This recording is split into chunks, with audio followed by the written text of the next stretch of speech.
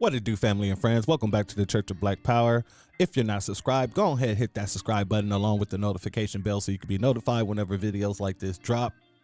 Please make sure you're hitting the like and share button so we can beat up the algorithm so we can get this message out to the ears that need to hear.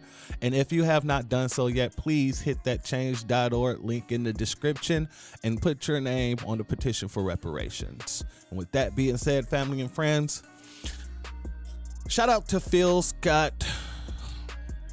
He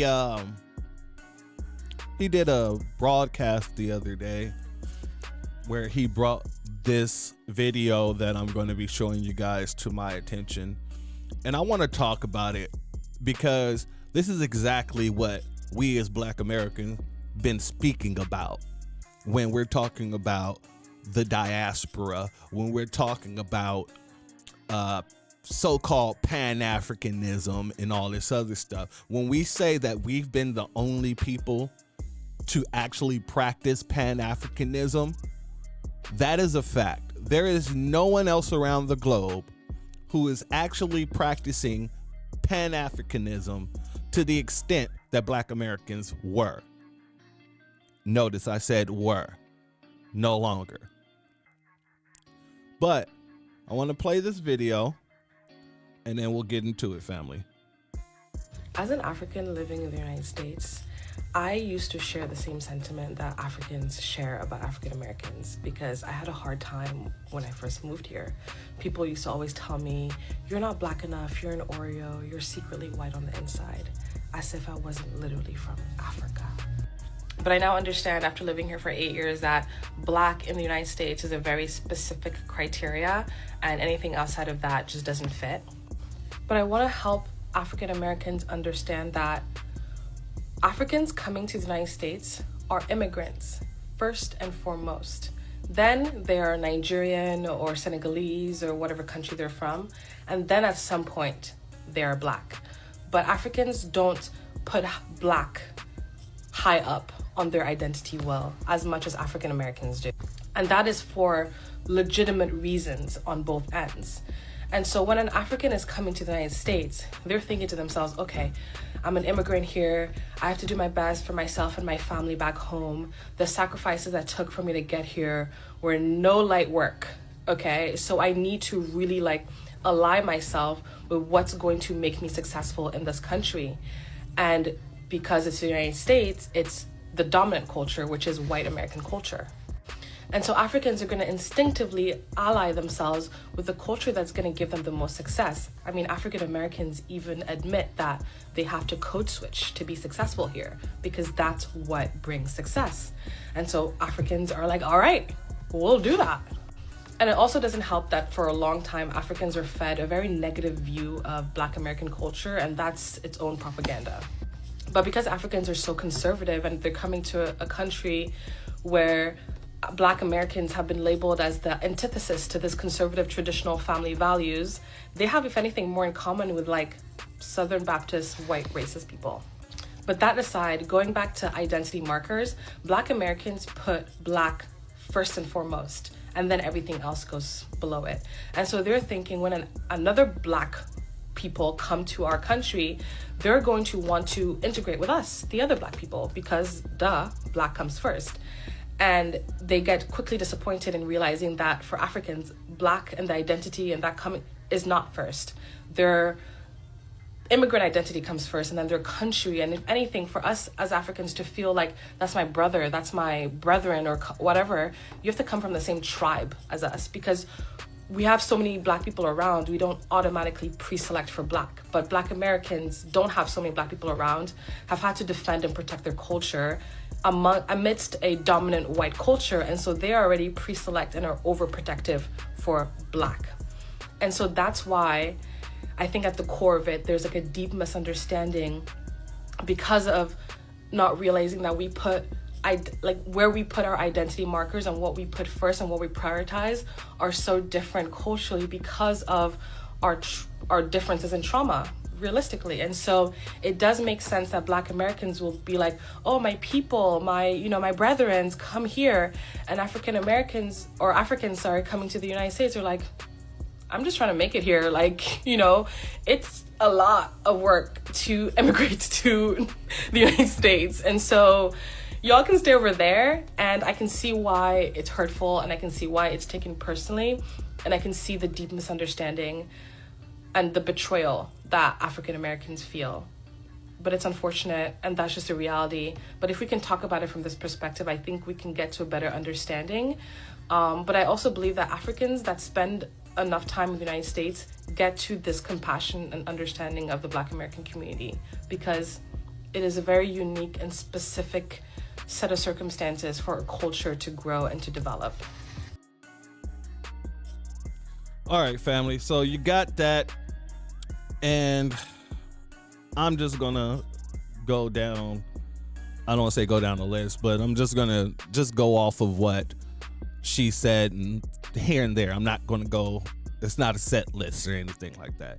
But first and foremost, she said they're immigrant first. They're not Black first. They're immigrant first, and we've been saying this for a long time, that the people who come here don't even claim to be Black. I am not Black, I am African. I am not Black, I'm Malian. I am not Black, I am Nigerian. And as we sit here and we try to give them the game, how to deal in the white supremacist system, all they get is the code switching part. We're the biggest problem they have, apparently, but you're literally coming to America because you want to benefit from what my ancestors built. So basically, what you're saying to me is that it's basically, in the words Phil said, I got to use his words, it's a lick for you. This isn't a situation where you can come here and be grateful to us like you should be. This is a situation where you see America as this grand center for white America. And if you can just get here, then you can now benefit from white America. When the truth is actually totally opposite. She spoke about it being a lot of work to immigrate. So when they get here, they look at us as just a whole different breed of people because that's what they're taught. Okay, well, why are you listening to the colonizer who colonized your country? So they can just tell you anything and you'll believe it, although they came to you in your country and colonized it.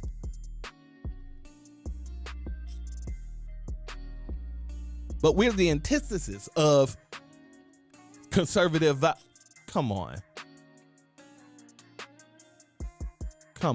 She speak about how, it's immigrant first and their country second. So why aren't y'all in your country trying to make it? It doesn't make any sense. You say it goes your immigrant status and then your country. If your country's so important to you, why did you leave it? And don't say for opportunity. Why didn't you build opportunities there in your country? While you're saying it's such hard work to immigrate, it wouldn't have been no work if you didn't. All the work you would have to do is build your country. But no. And you talk about the hard work of it. Imagine your ancestors putting in the work so that a group of people who look like you can come into this country because they're bringing in all these napkin folks that look like them in order to pad their numbers. And we say, you know what? Nah, we gonna get some brothers and sisters in here too. So we fight for it. Then down the line, those same people that you fought to have here get here, and they look at you like the demon. They go and try to kiss ass under the white man. The dominant society, the PCs, as Torian likes to call them. You got to go and put your nose all up under them like the dog you are, looking for scraps.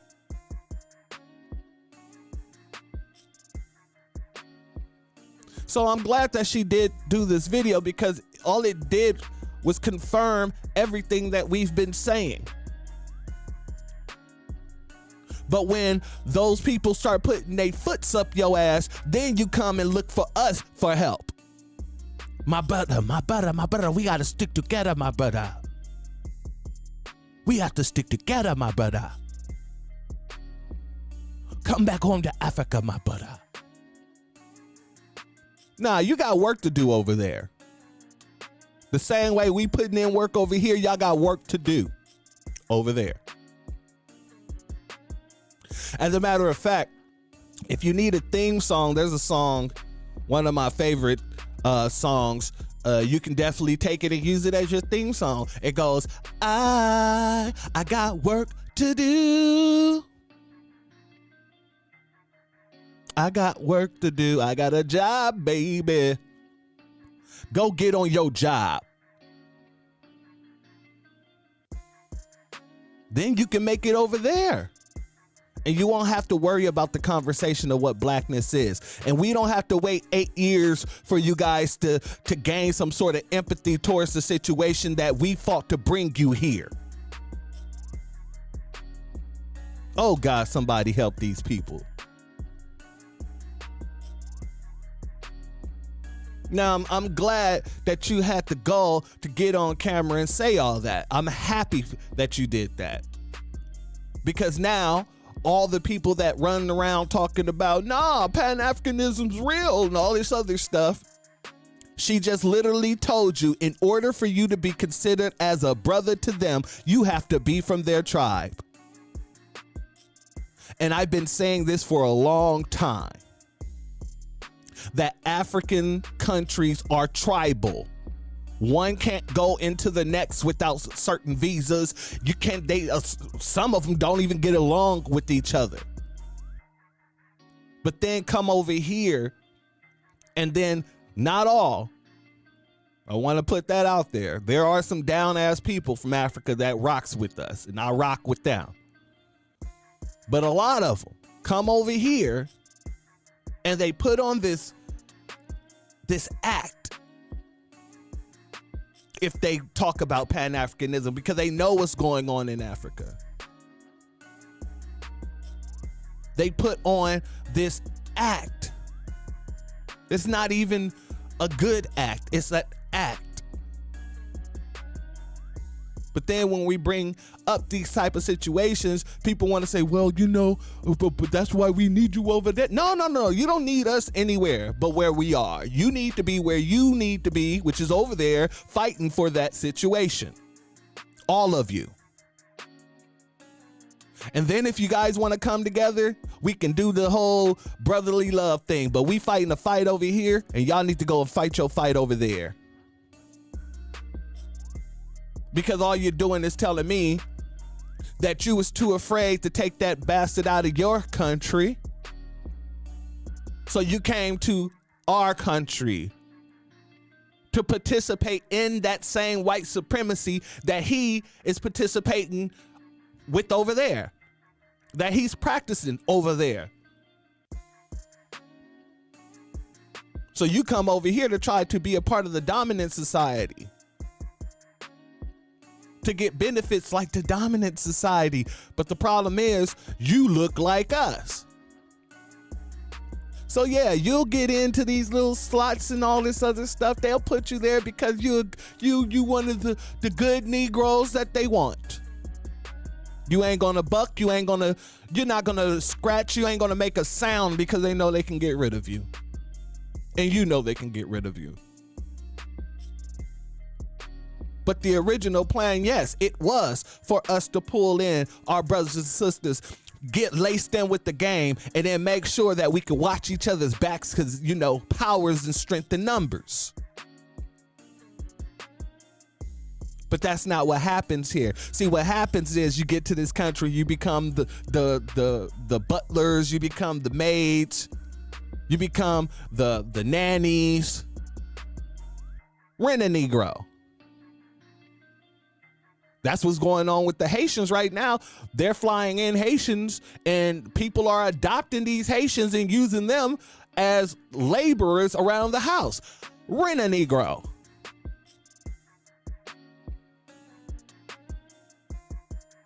And we're not the same because we would never do that. You don't see Black Americans going overseas to any of these countries in Africa, hell, to the Caribbean or anything like that. You don't see us going over there in mass groups, undermining your rights, undermining your claims, undermining anything you guys do. If anything, we go and stand with you.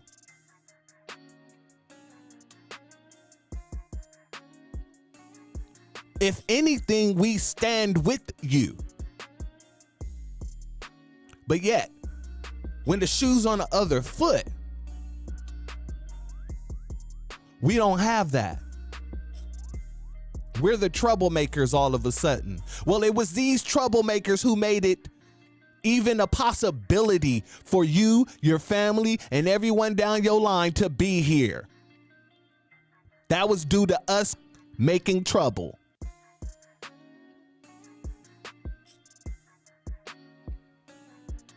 That was due to us making trouble. So let's throw all this stuff in the trash. Let's put this to bed. There is no Pan-Africanism until further notice. Until y'all go back and handle y'all business over there and understand what we did over here for you. Oh no, there's no Pan-Africanism any further. If you have the same mindset of a white supremacist, there is no Pan-Africanism in that. Because all that is at that point in time is COINTELPRO. We're pulling in people with the mindset of a white supremacist, but we're pro-black. We're B1. We're trying to look out for everyone who looks like us across the globe, and everyone who looks like us look at us like we're the problem in itself. Not the people who are going around colonizing these places. Not the people who are literally being the racists that they are all across the globe. No. They're not the problem. We are. The people who fight those people, we're the problem. And this is why you gotta hold your own nuts from now on. Hold your butter biscuits.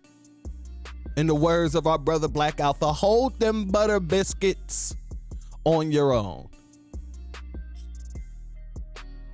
Because we ain't coming to help for nothing. All that's over with. All of that is over with. And every time you undermine us, you're only undermining yourself. Because what we fight for in this country and all around the globe is always righteous. When Black Americans stand up, the world listens. So the second that you think that you're going to undermine us and you're going to be elevated above us because you're so quick to undermine us, guess what's going to happen to you? You're going to get bopped right on top of your head, just like one of those little things that are the weasel games. Whack-a-mole.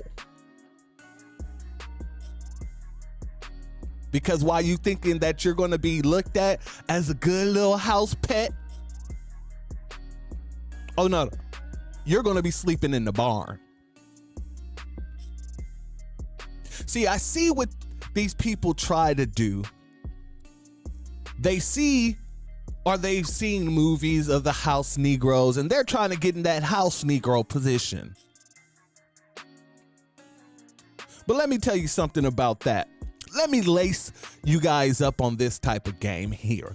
If you didn't know, you'll never become a house Negro. Because a lot of these white supremacists, they look down on you for selling out your own people. So they never trust you. This is why Candace Owens is where she is. This is why she's catching the hell that she's catching, wanting to be a house Negro. And the second you step out of line, oh, they remind you, you ain't even a house Negro. And you ain't good enough, you ain't real enough to be a field slave either. You were a tool. And in the words of Professor Black Truth, when white supremacy is done with their tools, they break them. When you've outgrown your usefulness, they break you. So with all of the power in me, I proclaim to you all, if that's what you want to do, go and do it.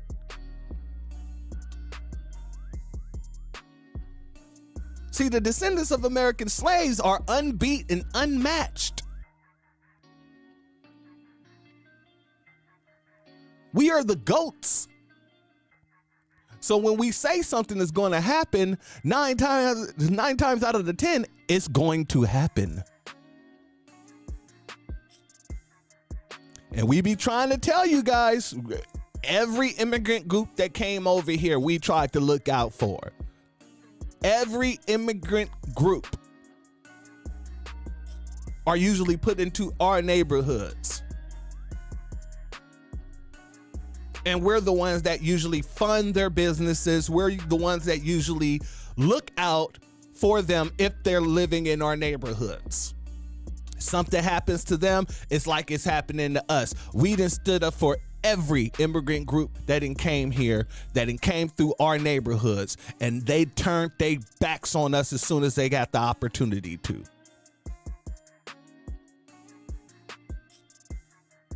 Tell me where I'm lying. Tell me where I'm lying.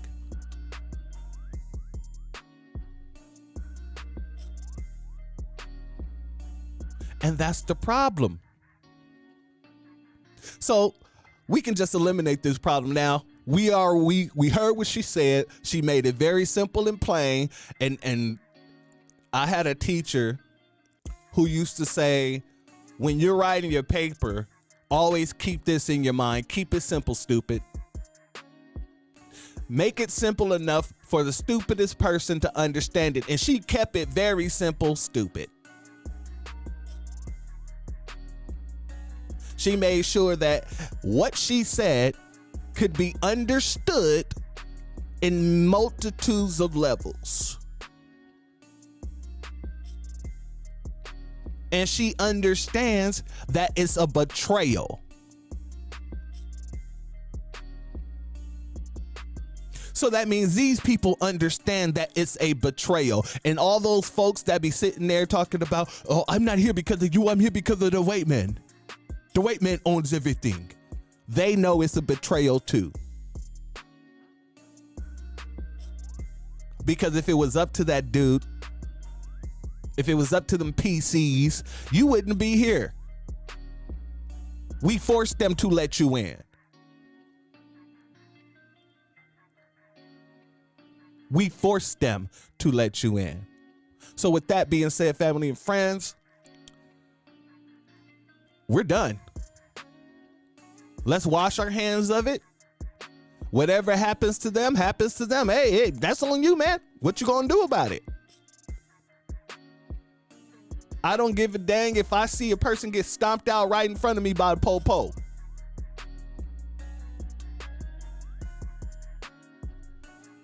Soon as I hear an accent or anything, I see the Fleetman forehead, I'm just gonna, you gonna let them do that to you? Oh man, what couldn't be me though.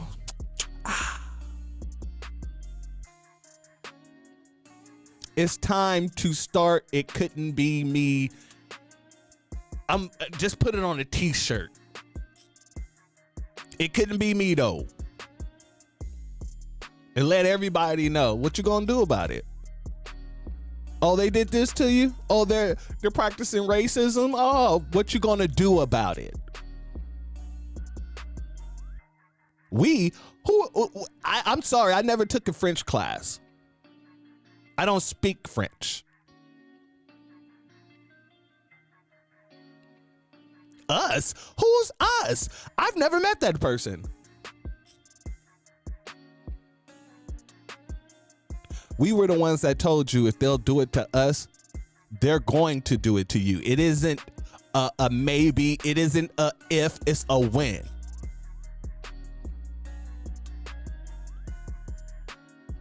And here's another when. When will you get that? Oh, once you're getting stomped out. Once you're getting unalived. Once you're getting deported. Okay. Hold your butter biscuits. Make sure they're nice and buttered. So when you get sent back over there, you'll have something to eat. You won't have to worry about starving. That's a promise. And with that being said, family and friends, if you're not subscribed, go ahead and hit that subscribe button along with the notification bell so you can be notified when these videos drop. Make sure you're hitting the like and share button so we can beat up the algorithm so we can get this message out to the ears that need to hear. Please make sure, if you haven't done it yet, go down to thechange.org link in the description. Make sure you put your name on the petition for reparations. Leave a comment and let me know what you think about what this sister said. And tell me how you feel about this situation, because I've said enough. I've said enough. And with that being said, the doors of the church are now closed. Peace, family.